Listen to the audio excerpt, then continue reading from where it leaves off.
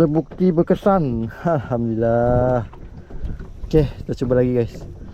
Protik daripada Suntec Hoggy Soft Attack. Aku akan menggunakan rig. Okey, sini guys. Aku akan lempar ke bawah. Bismillah, cuba.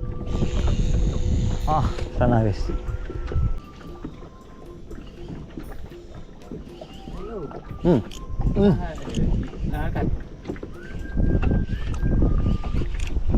Tengok.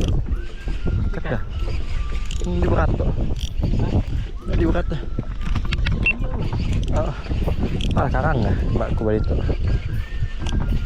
Ikan. Ikan ni. Oi, alhamdulillah. Suntec Hoggy guys. Teknik yang menjadi guys. Alhamdulillah.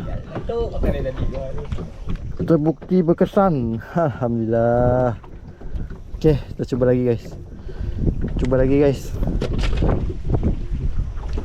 Terbukti berkesan menggunakan teknik yang macam ini, yang pelik guys. Nampak pelik guys, tapi efektif. Bismillah. Bismillah.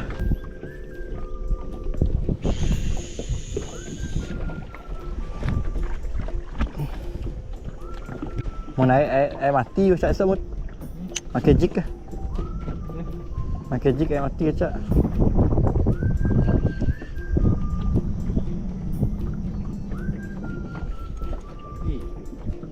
Lupa. Lagi guys. Suntec Hoggy guys. Suntec Hoggy guys. Strike kedua guys. Alhamdulillah. Menggunakan teknik pelik. Alhamdulillah guys. Kerapu kedua menggunakan teknik pelik. Okey, kerapu kedua guys.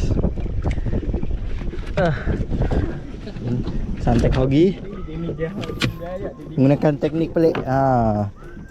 Apa nama dia guys? Dia ada nama guys, tapi aku lupa nama dia guys. Okey, cuba lagi cari ikan ketiga, kerapu ketiga.